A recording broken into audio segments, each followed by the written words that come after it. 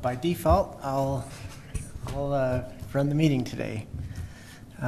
Welcome everyone. Thanks for coming. It's good to see that we have a quorum here, so we can actually have meetings here.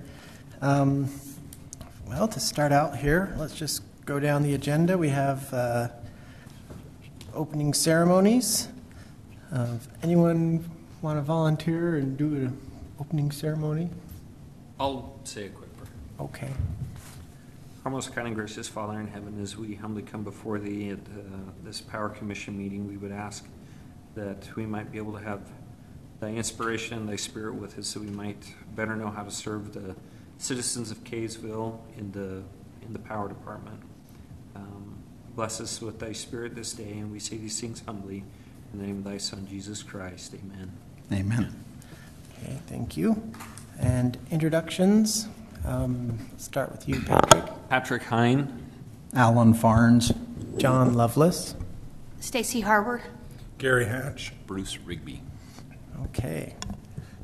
And mission statement. I actually don't have a copy of our mission statement, but it's something to the effect of supplying really reliable power and great prices and along those lines.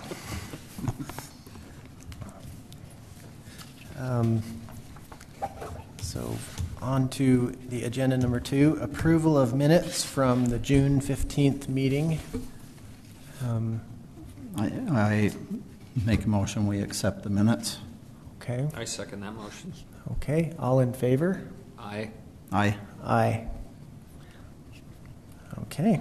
We're just cruising right along here. Action items. Talking about last time we talked about the max system size, whether in the documentation, whether that's AC, talking about solar array, and AC rated or DC rated. And did you have clarification on that, Bruce? Yes, I clarified it, and I wrote it in there as it's DC. DC, now, okay. It was never stated before, so it is DC now. Okay. That makes sense to me. To rate it in DC. Yeah, AC would just be, that just kind of opens a can of worms to rate it in AC. And so work items. The hydro plant on 8760. You have more info on that, Bruce? Yeah, I talked to the engineer and stuff. He didn't really give me an 8760, but he did confirm that to start with, they're going to put in 2 4 kW turbines, and they can run them right at 4 kW. They have the what did he say? I'm trying to see. Let's see. They have the ability to tweak them, with the water flow and the nozzles and things. So they're going to keep them right at, at their rated 4 kW each. So we'll have 8 kW, and it's going to be 24/7 from March 15th to October 1st. And he said that they would be, that the total for the first 2 units right here, production year, would be 38,000 kilowatt hours a year.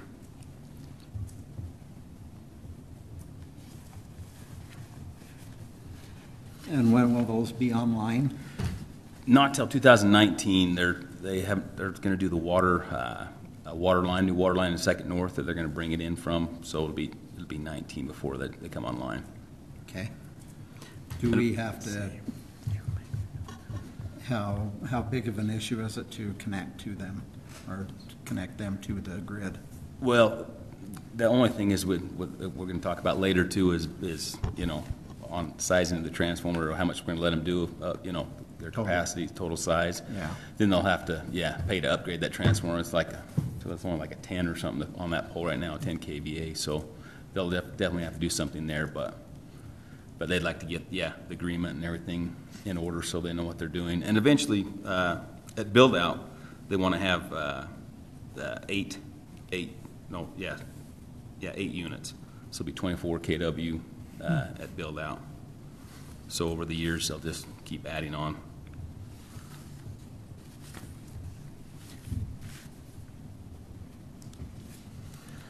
Okay.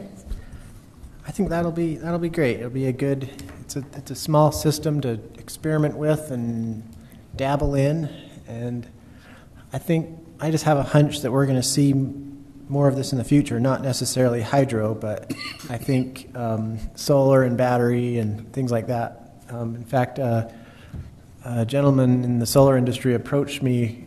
They were interested in buying some land and putting solar and batteries on, and actually doing a power purchase agreement type of thing. And I said, well, that sounds expensive. They were wanting to buy land and in West Kaysville, and it's like, okay, well, good luck with that, and that would be great, but we'll see how that goes. And so I just have a hunch that more of these type projects could be coming. So can I go ahead and talk about the rest of the? Go ahead. Sorry. I sent you guys, the 2 generation agreements. So the one, like I said, instead of doing the feed-in tariff or the power purchase agreement, we made this one because it was going to be just solely for them. This the commercial summer season generation agreement that I sent you guys. Right. So that's specifically for them. Okay. So the only thing that was left to really decide on that, unless you guys have any questions on that, would just be what we're going to pay per kilowatt hour. I talked to Jordan. We talked today a little bit about it, and looking at the commercial solar credits, our other rate that we have in place now. Anyway, we looked at that and kind of thought the middle would be the place where that should be. So it's not just going to be run during peak. It's going to be run 24 hours a day. So we figured that the 4.5 cents would be what we suggest that we pay for every kilowatt hour they produce. That actually is pretty reasonable. Can I ask just one question on that? And I know it's down the road, but is there anybody engineering this? Or is it them throwing? No. It's Gardner Engineering is the one that's doing it. Okay, so we do have an engineer. And the next question, and I think Alan brought this up, what's the protection that the city is requiring from this generation? Are we going to have visible break? Are we going to have a gang operating switch out there? Or it's all in. You have to look in the interconnection agreement and the policy and stuff. Okay. But it's all stated. Okay. How fast it has to disconnect, how it has to how it has to be connected. So that's all. And that's all covered in them. the That's policy. not the city. That'll Right. them. Yeah, it states right there in the if you look at the generation agreement, it talks about we have no liability, that they bear all the burden of making all that happen and making sure everything functions. They're responsible for the equipment, all that stuff. So. And I have to assume that they're going to be generating DC and then using an inverter to go 3-phase AC, right? I have to look back at that. I think I sent you guys all that information on those turbines, but I think it's just single phase. We only have single phase right there. So Okay, so it will only be one single phase. yeah, Okay, it'll be single phase. Oh, All right. Okay. So yeah, on that one, I think that was pretty much it. Unless you guys had any other questions on that summer generation. sorry, go ahead. Well, I was just going to say that agreement is specifically for them. I saw 2 agreements. Yes, the other one is the commercial generation agreement, which is all the commercial. Kind of anything commercial. Yeah, Okay, that was just one trying to deal with that one hydro. Then we didn't want to. Right, and We the didn't wanna reason for encourage that is they're not using enough power to, you can't tell them you can only generate what you're going to consume. Yeah. That doesn't apply here. Right, they have a Right, little no, teeny office They're and built for generation. They're not. Yeah, all they're doing is monitoring a level. little computer and Water Well, level on and the the reservoir. nice thing about them with the 24/7, because I've actually looked into the hydro, and I know what they mean when they say that they need to pipe it and stuff like that, because they have to maintain a certain pressure in that pipe to get the flow over the fins to spin the generator and all that stuff. But the nice thing about them, there'll be no duck curve for them. They'll be able to generate 24/7. Yeah. Through a period of time, because it's not the whole year. which is good. That's what we. No, March March 15th 15th to October 1st. Yeah, so just in those, 5, 6, 7 months? When the demand is higher anyway. Yeah, so. exactly. Exactly. I mean, it'll be really nice for the summertime. And that's why we thought it would give them the 4.5 cents, instead Sure. of where the other one, the other tier 3, you're down to 3.2 cents. So So the 4.5 cents was for this hydro project? Yes, that's what, Specifically? Okay. yes, plain but Okay. flat, 4.5 cents. Okay. I did have a question about you sent the email today with the 2 documents in it. The new net metering agreement for commercial. Let's see. I don't know what page it's on, but there's a section in commercial generation policy in applicability. Well, back in the policy in the back, is that what you're talking about? Yeah. Well, there was just a section where it says, do not exceed ? Kilowatts in total capacity. Right, because we never, that's one of the things I emailed you guys to and about what if you wanted to limit the size. And then we talked about that we probably don't need to limit the size if we're going to keep them, at that. Right. They can't produce more than they consume during the year. So do we want to even have that in there? Yeah, we can take that out. Okay. And I changed a couple of little wording things back in that policy too that didn't quite fit. Okay. So, yeah, we'll definitely take that out. Okay.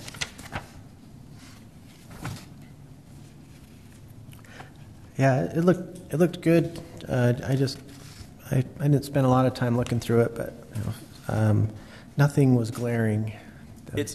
It basically, the same as the residential agreement, other than, changed a few items that are different. So it's basically as far, basically the same outline as that. Okay. As far as legally and all that stuff. So Yeah. I did have the lawyer look at both of them, and he said everything looked good. Okay. So. Sounds good. Okay, so now did we just cover A, B, and C just now of these Yeah. work items? Yes. And D. 'cause we're And not D, doing feed-in so- tariff. Yeah, because we're not going to do a feed-in tariff, right? Right. Yeah, we're just gonna do that one Right. for right now. Okay. Do you want? John? Is there any way I could jump to F so I can be done since we're just talking about? Sure. It's all part of the same. Yeah, go ahead. Part of the same program here. Yeah. So that was just the interconnection. Oh no, see, it was the fee. It was a fee for the commercial solar, and all I did was take what we had talked about, what we passed on the residential, and taken out part of that meter cost, but then added the meter cost because the commercial meters are $380 a piece, Okay. and you need 2 of those. So anyway, it figured out to about, I think if we go about $985. That includes the meters, the agreement, and the billing portion. This Okay. doesn't include if they have to have any, extra engineering or any of that stuff done, but that would just be the basic. So that's their initial application fee. Application fee, yes. And like I say, most of that's because of the 2 meters at, $380 a piece, so. And then, Okay. anything else above and beyond that, if they had to change the equipment out, or they had to have any studies done or anything, then that would be an extra charge.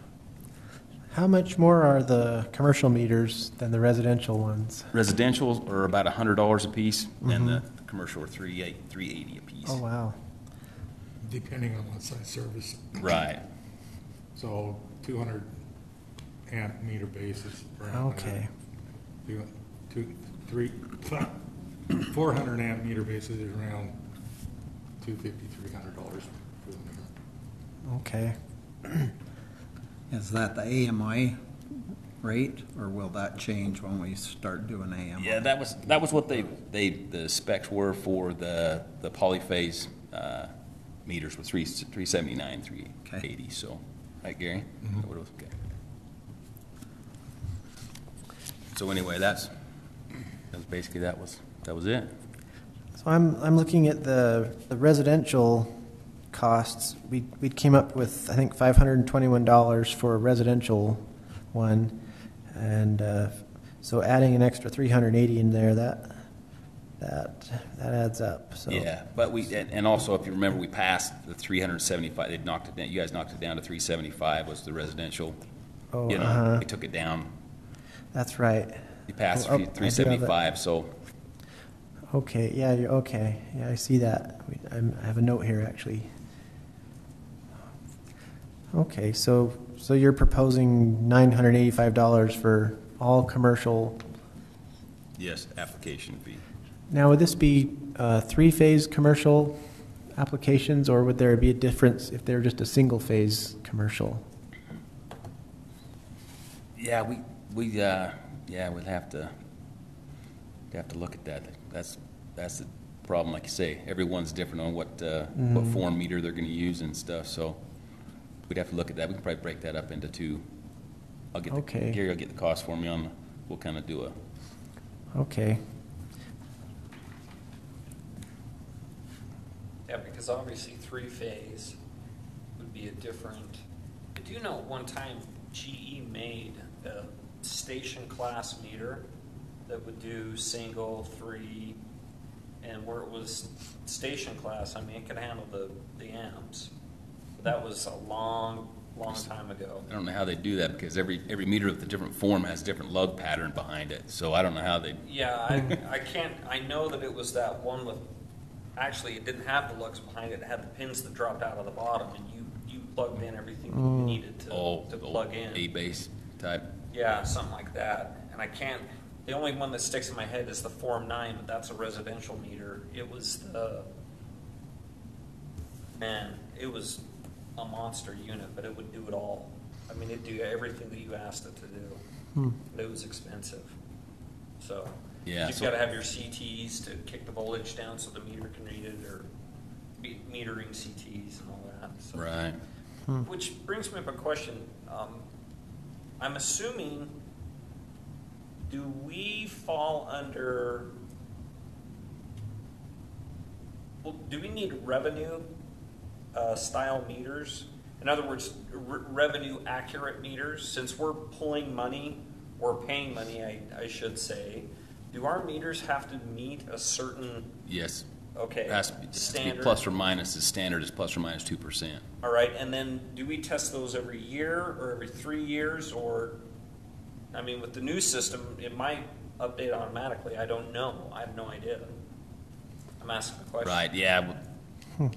We're going to have to buy some more metering equipment for these new meters. So. Okay.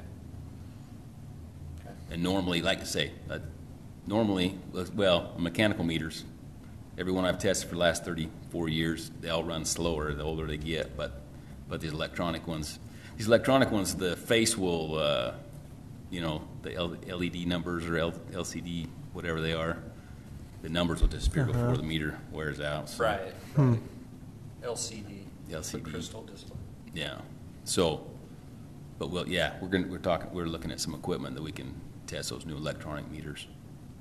Because they can't, I asked those guys about on the AMI, but they can't test themselves or anything, so the meters can't. So we'd still have to. I can't remember. I know, I don't know about the state of Utah, but I know that there are other states. If you have revenue metering out there, it has to be tested once a year, twice during the course of a year, whatever the case may be, plus or minus.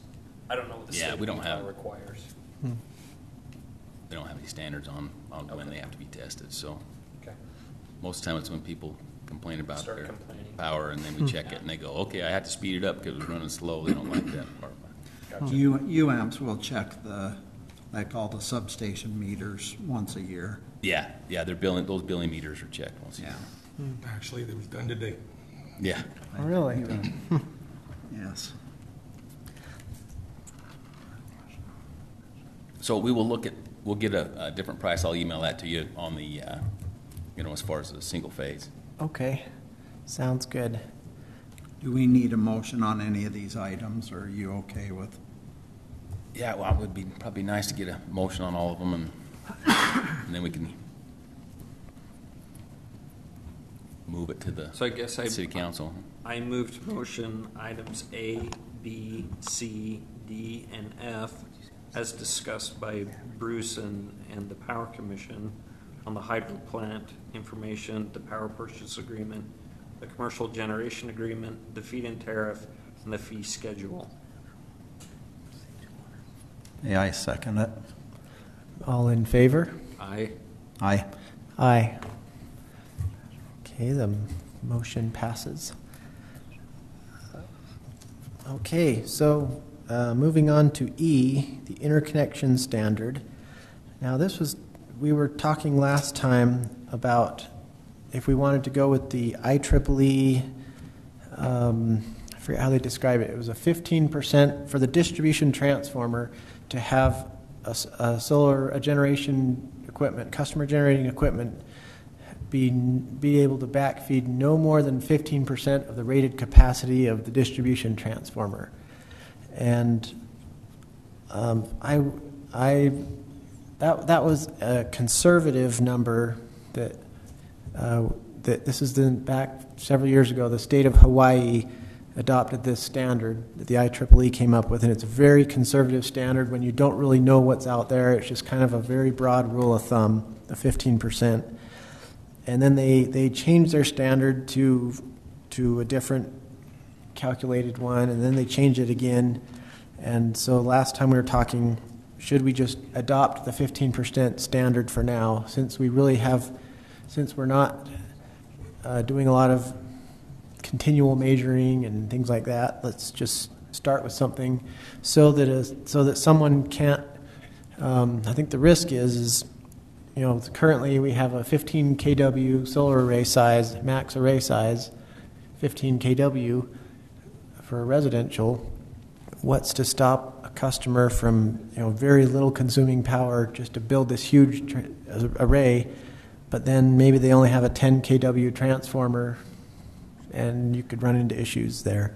So at the time, I wanted to look more into the 15% number, and I did some digging, and I could not find a lot of information how the IEEE came up with that 15%. I'm still scratching my head about that.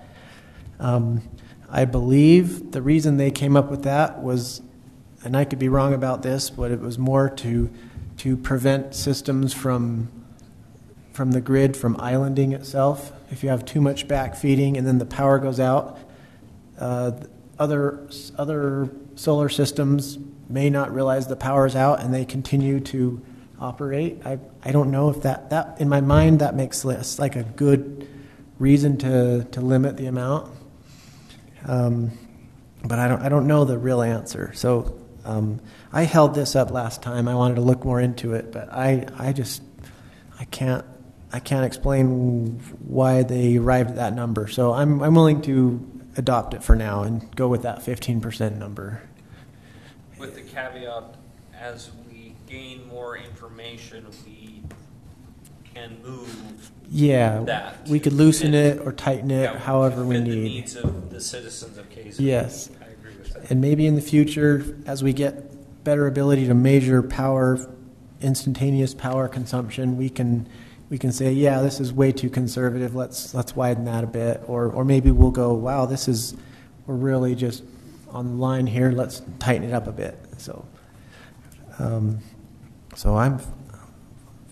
I'll even make a motion. I make a motion to accept our interconnection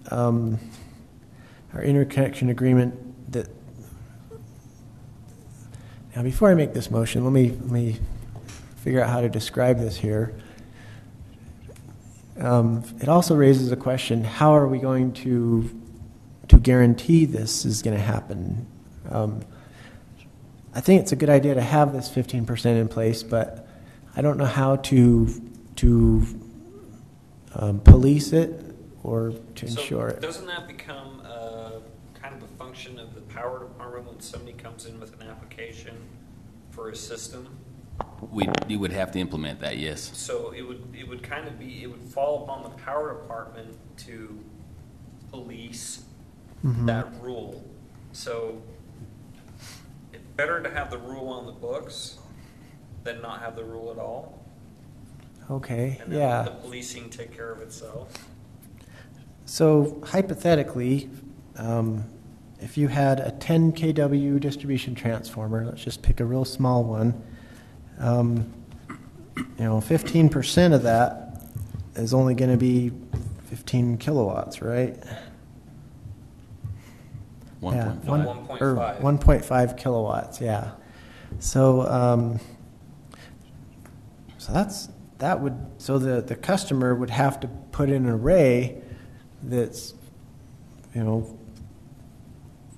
on the order of 1.5 Or kilowatts. they pay to upsize the Or transformer. they pay to upsize the transformer, or they agree to install a power wall type storage that would then prevent it from backfeeding more than that. And a 10 is way small. You wouldn't have a 10 out there. It's Wouldn't you? No, isn't your average probably about a 50? Or, Underground ones. yeah. Underground, yes, overhead, well, once again, it depends. We've been going through the system, and if they have 6 or more, we upsize it. So, Yeah. I know where 2 15s are sitting right now. One's in my backyard. Really? you know, we do have them out there. Yeah, but they- people that are feeding a single one, there's 5s out there that are feeding a single home, so. Yeah. Yeah. Now, granted, a very small, you're probably not going to have a very large home on a 15 kW, would you? Do you know if there's homes right now that are maybe like bigger than 4,000 square feet that would be on a 15? I normally go off the service size, not the size of the home, so that's what I usually Oh, okay. calculate is the service size. So, the answer is, I don't know the answer to that question on the footage. But, I mean, theoretically, there could be 2 4,000 square foot houses with 200 amp services that, you know, And you're- easily could be on You're that. full, okay. It's on 10 kV, Mm-hmm. more likely, but back in the earlier days, I could see them doing it. Like I said, we haven't got through the whole system quite yet, so plan to change that and make sure we have the capacity of the transformer to feed what needs to be fed. Mm-hmm. I just don't want this motion to all of a sudden shrink the maximum system size down. For example, I have a fairly large array, 11.5 kilowatts, roughly, and there's a few times out of the year where you know it's not quite hot outside, so air conditioning's not running yet. It's making tons and tons of power, and we're not home, it just happens to be that everything is just not running, and almost the whole thing is backfed. And I've seen 8 kilowatts backfeed, and even on a 50 kW transformer, 8 kilowatts backfeeding would exceed this 15% number by 500 watts. So the most a 50 could allow to backfeed under this IEEE rule would be 7.5 kilowatts, and so. Therein lies the conundrum there. But I've had Is your neighbor on the same transformer too? That's got the one his with system on? solar. They're on a different transformer. Well, yeah, that's the thing. I know of ones that are out there now that are way over that. Yeah, but then that's a very rare thing. It doesn't happen very often, but it does happen, and I've measured it myself. It's happened several times a year for a few hours, but then nothing blew up. So I think the conservativeness of the number is kind of it's not a hard fast rule, but so I'm curious how the power company will, going forward with this rule in place, how you'll limit system size. If it's a 25 kW transformer and they're putting in 15 kW of solar, then it's like, okay, that's obviously going to be too big. But how would you come up with we almost need a rule of thumb there. Maybe say, I wish I wrote it really, really well in an email a couple weeks ago. I wish I printed that out. Almost say for every 5 kilowatts that you're potentially could overshoot that number, maybe we say you have to put in some battery storage, a power wall for every 5 kilowatts over. And still don't exceed 15 kW, but maybe we just say you have to put in battery storage, period, if you're going to go well over. Or have a device that tourniquets it, disconnects it from the system. Or have an Because there are inverters that will do that. You can set there are. if consumption and production are skewed, it'll actually lock it out. They do have that. They'll either lock them out, but they also can throttle it back. Say, oh, I'm generating 10 kW, but the power company's saying that's too much, so I'm going to give you 3 kW instead.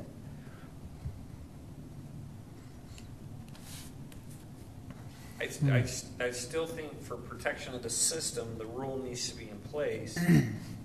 But how the power department polices it, I think that's why we have to put that caveat in there that it can move. Yeah. Because if the customer can come back and say, hey, yeah, I got a 15 kW system, but I'm also putting this in, this in, and this in, the rule might not apply. Right. As the unfortunate thing is there's been a lot of good salesmen out there that have upsold systems to residents on the promise of, well, the power company will pay for your system. But the reality is you're way overbuilt for what you're doing, you know. So I still think the rule needs to be there. But I don't know. If you don't feel comfortable making a motion on it, don't make a motion on it. Well, what's the risk if we didn't make a motion on this? It carries over to the next month. And we can't do the commercial. So we're holding up Commercial commercial agreement, generation. And that's, it directly applies to our residential too, that we haven't. That's what I mean. If you're gonna put some stipulations in there with, with batteries and stuff, we'd have to write up a whole new, section or something, so. Yeah.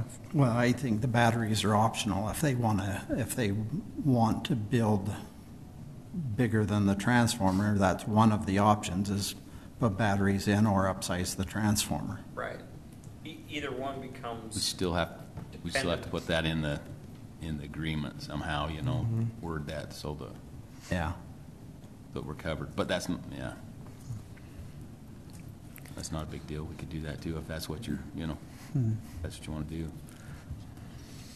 Well, if it's an IEEE, is this a code or a recommendation or what? When you looked it up, I'm not sure what it was. The standard IEEE standard? Yeah. Yes, 1547 is what it is in the IEEE, and it's, they just barely came out with a new one too. I was surprised it didn't raise up quite a bit, but left it at 15. The new one I understand even less, because they talk about 250% of minimum power consumption. And I can interpret that as more restrictive than the 15%. So I don't understand that one. So, are you saying that if they have the option, like you said, to upgrade the transformer, or if they were going to put in a 5 kW power wall, then we would subtract that from, right? I mean, is that what you're thinking? Yeah. Subtract that from the size if they're 15, then it'd only be a 10 as far as impact on that transformer. Is that what you're saying? Yeah. Or if they not demonstrated, but proved that they had an inverter that would lock the system out. I mean, if they could demonstrate to the city that there is no way that I'm going to hit this IEEE 15% rule, then we shake our heads and go, okay. They'd have to demonstrate. I'm going to say, how do we police that? And isn't that something they could just change as soon as you left? Sure. That's that's the problem with that. But the thing of it is they can say, yeah, I'm going to put a battery wall, and they can have this nice looking thing that looks like a battery wall. Unless you're going to tear into it, you're not going to know, right? The inspector doesn't. Yeah. At some point, trust has to come into play, or you put meters out there. They should be, well, like I say, the building inspector should be checking checking Should the be. equipment, so. Well, but you can monitor if they're over generating, you'll be able to tell if they're backfeeding more than the 15%. Once we get our, Yeah, you should Advanced be able to meters, pick yeah. that That up. is, Yeah, therein lies the that would- policing, that would is you'll know solve it. True. instantly, yep, hey, your battery wall or your inverter or whatever that you said That's is not true. working. yep, So at that point, I mean, you could even pull their meter and go, until you get this rectified, I can't have you backfeeding on the system. but that, yeah, Yeah. I mean, you know, if, the sad thing of it is if they want to play power producers, there's some things that they need to do too. It can't just be a free-for-all, can't be one-sided. So, I think you put the rule in and the policing comes when the meters come in.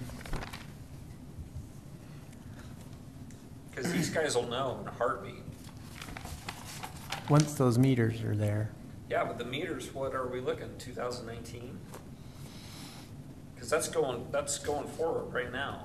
So it'd be better to have the rule so they can write it into the agreement, and everybody has a grace period of a year. Hey, you're on your honor system for a year. Because the reality is after that year, when those meters come on, we'll know instantly whether you are or are not. And then the city can go back and say, hey, look, this has been in place for a year.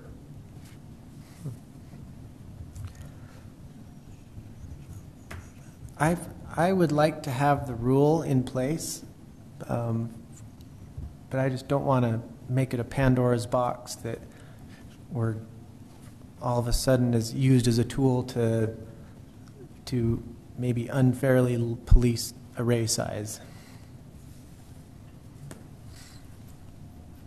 Well, So, you're protecting the arrays, the citizens, or you're protecting the system?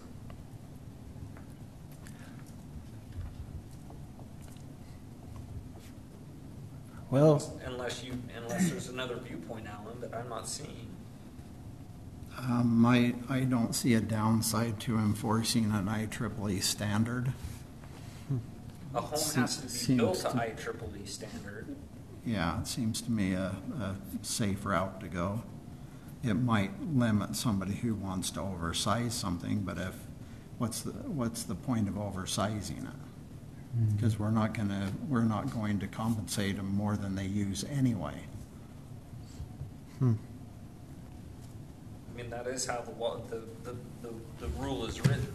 Is you're not going to get paid more in your system Right. than what you're using. you forfeit the rest. Right. You just, and so to protect the rest of the city, and here's the other thing, let's be honest, I mean, right now, we're only talking about 145 homes. Let's just bump that to 300 homes, let's double that.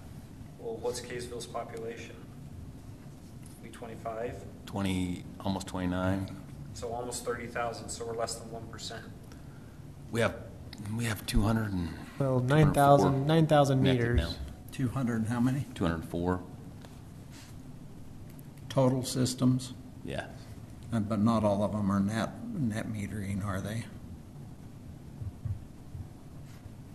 They're all either the grandfathered or the new plan. So about 2.25%. You said 204 solar customers Yes. and 9,000 meters, so about 2.3%, 2.2. Okay. So you're impacting less than 2% of the population of the meters. So it's kind of in the noise of the measurement at this point. And really, you're only impacting the ones that come in from now forward. So it's a pretty small number today. And I have to agree that Right. the rule has to be there to protect the system for the other 98% of the meters out there that rely upon the city to give them power.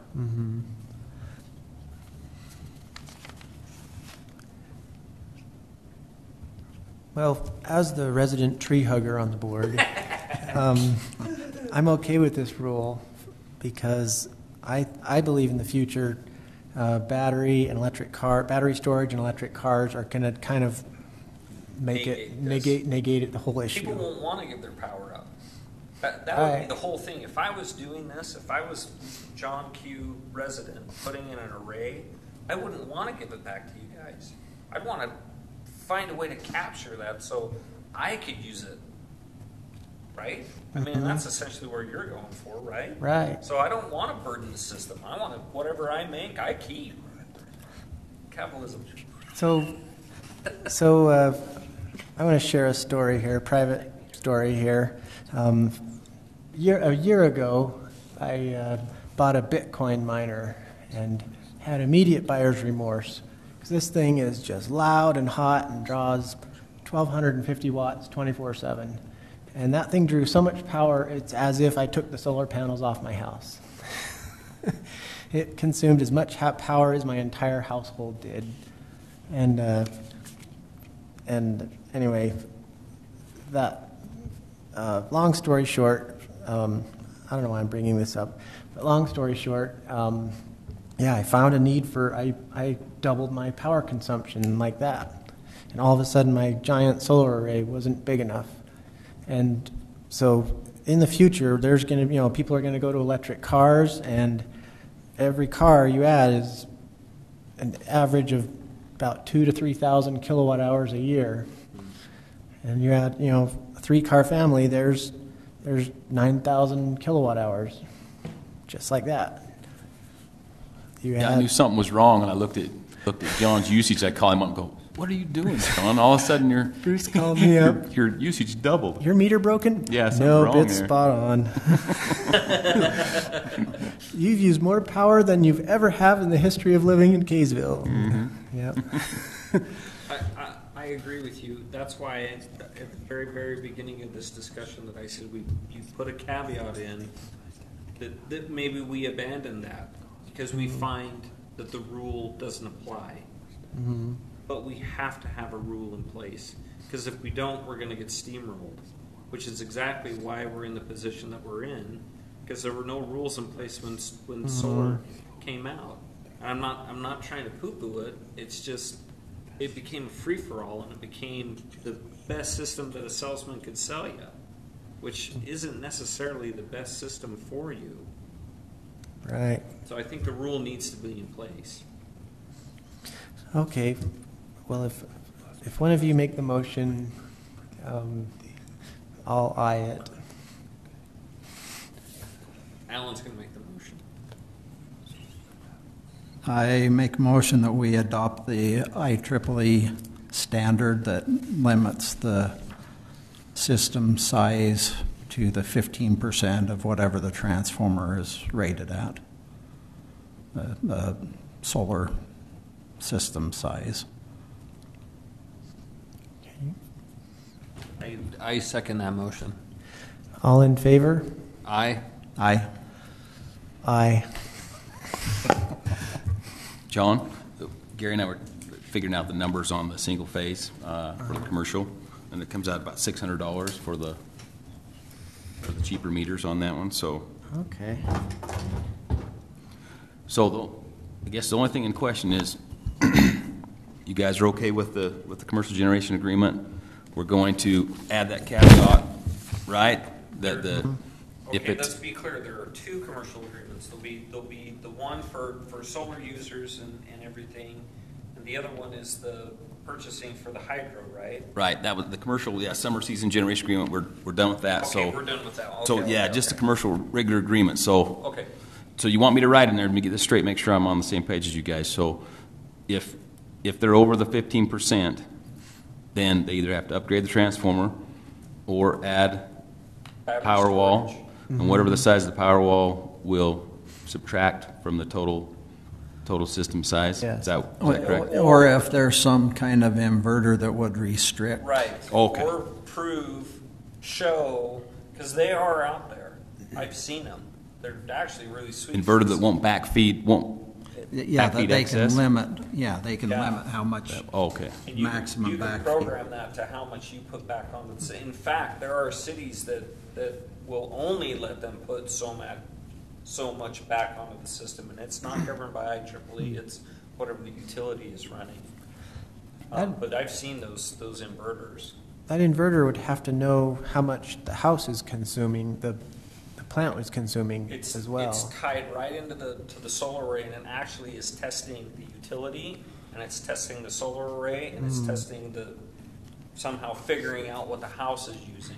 Okay. So because there are times, and the example that I've seen is it was also tied into a battery system because it knew, hey, I'm not generating enough solar to charge the batteries, so I'm going to pull X off the utility line to charge. Okay. And then the inverse of that was true.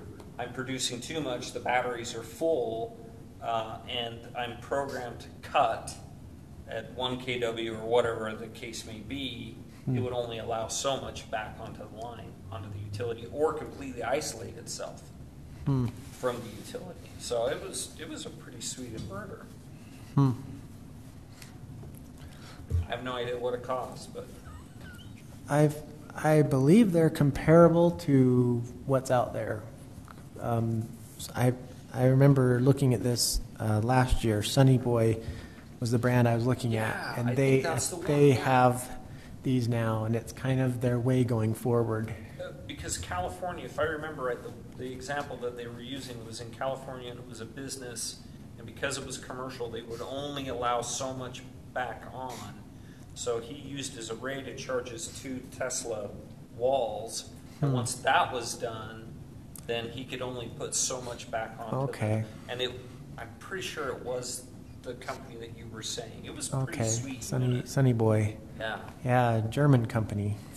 Okay, so as I was thinking about that while you guys were talking, so if you tell them that they have to have, if they have an inverter that will limit it, so let's just kind of specify that, right? Limit it to, right, whatever the 15% Less is. than 15%. So then, what happens when the neighbor? He has to have an inverter that's less than 15% of what? And then you guys, well, See what I mean? you guys have to start, because we talked about this. Like if John has his array and it's already up, and I move in next door and I want to put an array up, well, where does the burden go on upgrading the system?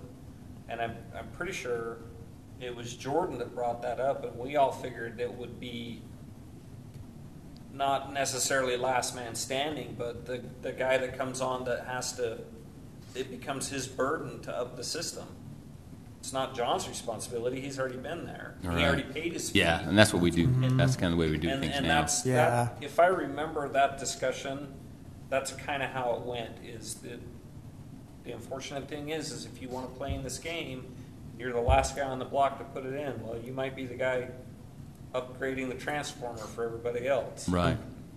I'm just saying, yeah, but I have to specify Or- that in there too. So You know what? You buy the inverter and it just locks you out. Nothing goes back on the system. They have them. You don't have to backfeed. right. Okay. That's just a cheap, Or you add battery storage and right? and- Fine, or you do what John did. You get a Bitcoin miner and you put that sucker on. Use that power, huh? Okay, I'll put that into the policy and then let you guys look at it. I'll write it up and send it out. You can kind of look at it and make sure if you want to word anything differently, then we can tweak it and okay, go from there. sounds good. They have these smarter car chargers now that they'll tie into your solar, and they'll see how much you're producing, and you can tell the charger only put into the car what's being backfed, and so it'll just stay zero all day long. And really, really neat stuff that they're coming out with. It's the line is crossing. It really is, and it might come to a point that we all have some kind of a solar or some kind of alternate energy source on our home, because we're only going to produce more. And I'll tell you the one thing I started reading up on those little nuclear sites that are coming in. That's actually a really cool The technology. small modular reactor, the new scale one. I got the pamphlet on that. UAMPS or somebody Yeah, sent it to me, and so I started reading and started going on the web and finding all this stuff. It's amazing technology, huh? Cool. Why we haven't thought of this 30 years ago is beyond me because it's so simplistic. I thought it was funny that they'd made their design that looks just like the warp Warp core. That, I noticed that. As well. All right, well, Sorry, Go ahead. interrupt you. I just want to make sure I got everything, because Gary and I were figuring out those figures. I want to make sure that you guys had passed. Of course, we didn't, on the single phase, we didn't make a motion on that, right? On the single phase application fee at the $600. We didn't do that one yet. no, we could, well, You guys we wanna- hadn't made a motion for the On the 985. commercial, single-phase Commercial single phase, yeah, at 600, and the 3-phase was 985. The meters are a lot cheaper on the single phase. Oh, yeah. So you want us to make a motion on that? Yeah, because we already did the 3-phase, right? You guys already passed that, the 985. I don't think Yeah, we well, didn't we did talk in about the, the in price. the block. We kind of did a block motion on everything else. But, Okay, maybe we can do a special motion just on the pricing here. yeah, and we might as well include both of them. Okay, well, I can make a motion. I make a motion that the permit fee, is that what this is going to be called? Application fee. Application fee. I make a motion that the application fee for commercial solar customers shall be $985 for a 3-phase customer and $600 application fee for a single-phase commercial customer. I second that. All in favor? Aye. Aye. Aye. All right, great. So, okay, make sure I'm marking all these down. And then you guys just did at the IEEE 15%. We got that. Yep. The summer, let's see, did you make a motion on, we did that at first, didn't we, on the summer season commercial at the 4.5 cents, 4.5 cents? You got that? I just want to make sure that we made all the motions on those, right? Where was that? Not as a individual motion, that was in the group motion. Then the group thing, so Okay. What, for the hydro, for A? Yeah, for the hydro, for the, Okay, we approved A, but if you want to be very specific on it, then I make a motion that on A, so this is a clarification on A that we approved, that part of the purchasing agreement is we are purchasing at 4 cents, 4.5 4.5 wasn't it? cents. 4.5 cents. So I make a motion that that is what our purchase price will be on this hydro plant, section A, 4.5 cents. I'll second that. All in favor? Aye. Aye. Aye. Okay, so that got that.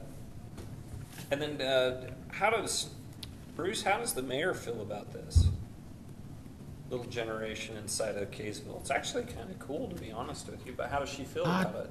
I don't know that I've even told her about it yet, so it's so small, I don't know, you know.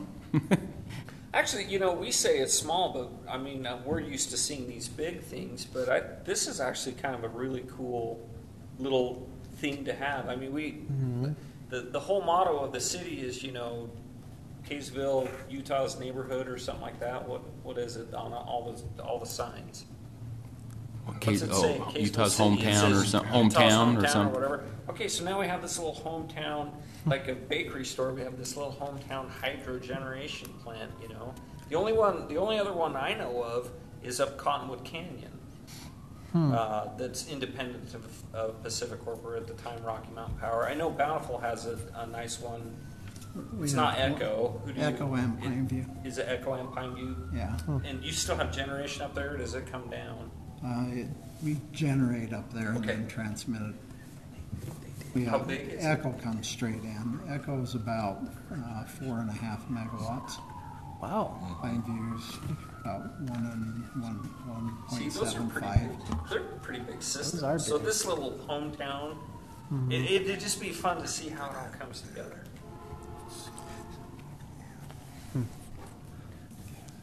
Reminds me of like the Little House on the Prairie where you've got the Olson Mercantile and the little water generation over here. For the song. Yeah. It's the way it used to be. Okay. Is there anything we want to put on the agenda for next time? there's nothing special about next month, correct? Now, we have the UAMPS event in Logan next month. Do we want to disband for next month? When is it? Well, through the 15th. Okay, we would meet on the 7th. Okay. So Is there anything pressing that we need to, since we forced I mean, this, we don't- while we everybody don't else is on have- vacation? yeah, we don't have to meet, but we could because you'd still be 4 days out from the UAMPS event. Mm-hmm. Right. Whatever. I mean, if you don't feel like we need to. I don't feel like we need to. Like I say, with the little tweaks and different things we can do through email if we get confirmation from everybody, you know what I mean, as far as. Yeah, well, we can send out a blank agenda, and if somebody has something they want to add to it, From what we've then maybe we meet. But if there isn't anything, I would like to find out where we are with the ECI system reliability study.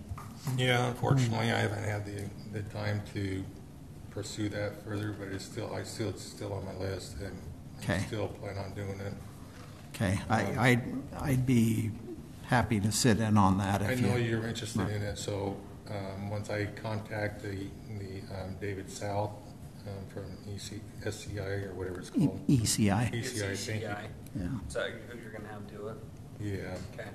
They're good guys. they're local. Oh, yeah, and- they're and right so- down there in Woods Cross. We do a Yeah. lot with them.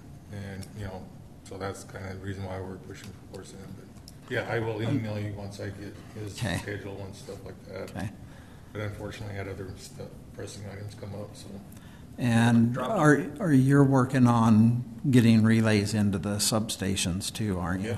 Yeah, actually, since the tentative budget passed, now I'm in the process of purchasing, requesting them and sending it to council for clearance for doing that. And are you doing all of the subs, or are you just All the doing? other ones. So there's 7 total that we're going to purchase.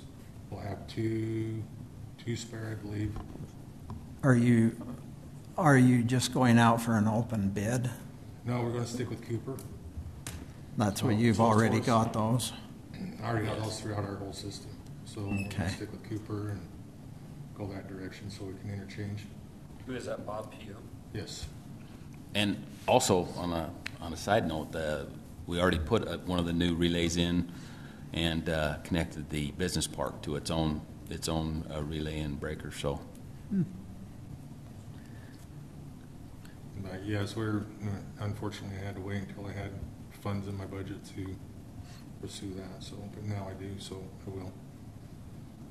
It's on my list too, so. Okay. But yes, it's, we've already got the relays for all of them. I just need the reclosers themselves. Okay. What is that, the Cooper,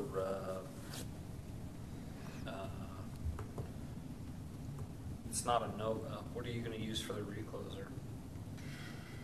The recloser is a no, yeah, it Is it starts the with Nova? an N. I think so. Okay. Cooper Nova, Yeah, yeah. okay.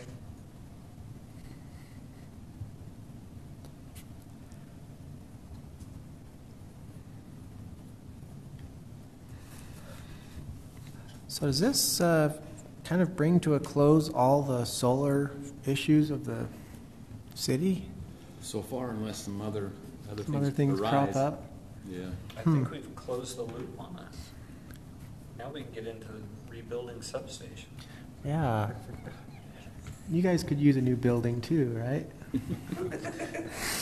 There's Yeah. a couple out there that I probably wouldn't want to look at. That one right off Second North, that little tiny one. Which one? That's the one. The one just right on the, North of the bridge? yeah, well, yeah, north of the bridge, like right off K the, West. that little tiny guy, yeah. It'd be nice to be able to update that, at least maybe move it on the other side of the road or something. Well, and you're kind of in the process of forking this one back here too, aren't you? You moved everything over from the 5 kV to the 15 and. Yeah, we're done with Yes. that. So that's on that's upgraded. There's no more wood? No No more more wood wood structure. Wow. So that is pretty much completed, other than some issues that we've found that we need to take care of that we're still. Are you still thinking about a tiered switch? I don't know. I'm also thinking about eliminating all those in the first place, and Okay. that's another thought. So that's what I'm saying. We're kind of thinking through that process. But It would be good because those inline tensions aren't doing you any good whatsoever. no, You'd open them and then that'd be it. yeah, You'd lose the ability to close them in. yeah, and we've had you kind of give your opinion on the stuff, and then also we had an actual company come up and look at it. Yeah, was that ABB? No, Or, it was an engineering company. Oh, It was, I see. It was Don't say salient. was it? I can't remember. Anyway, fine. they came up, we met on site, and that we actually says, what can I do? And they went, Yeah. Mm. And then they ran me through, well, why do we have them there? You have every disconnects here, here, and here. Sure, as long as you can show an open disconnect, you really kind of don't need them, but Yeah. yeah. I don't know what Randy was thinking when he designed that. I don't know either. The only theory I can think of is if you need to actually change out an insulator, whatever you want to do, de-energize it, open up the switches, go into the structure, but You can do that the other way too. yeah. You can isolate that sub. It would kick the whole east end of the valley out of power, but you can Yeah. do it.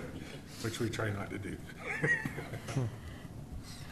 Yeah, there's other future projects that we need to work on too. How's the system holding up?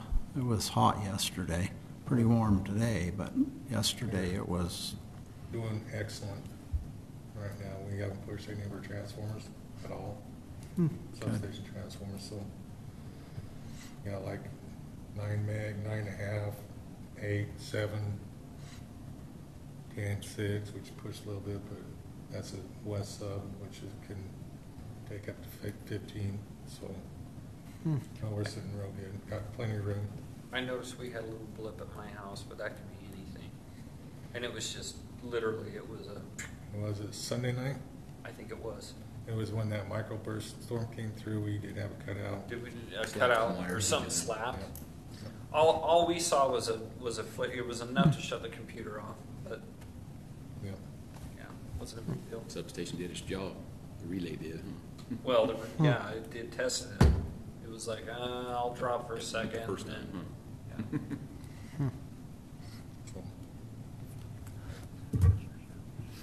Well, great. It's great having reliable power, and especially when it's really hot outside. I want to thank you guys for keeping the lights on and the air conditioning running. I'm just so grateful to working. I was working outside in the yard yesterday and in the morning, and then I came out a little bit in the afternoon, and just every time I came in the house, it was just, wow, this is so good to have air conditioning and electricity. So thanks for all you guys do. And with that, let's do a call out to the public. We've got quite a crowd few here. Yes. Okay, well, hearing none from the public. Now we decided not to. So yeah, are we going to have a postpone August's meeting in favor of the UAMPS unless something pressing comes on? Yes. Is that what I'm we're okay saying? with that. Yep.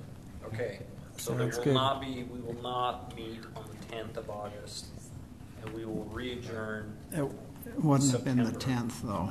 I think it was the Or the 7th. 9th, or the 7th, sorry. Yeah, it's the 7th of 7th, August. yeah. I apologize. I was thinking 10 because you guys were leaving. Yeah, before. August 7th is the first Tuesday.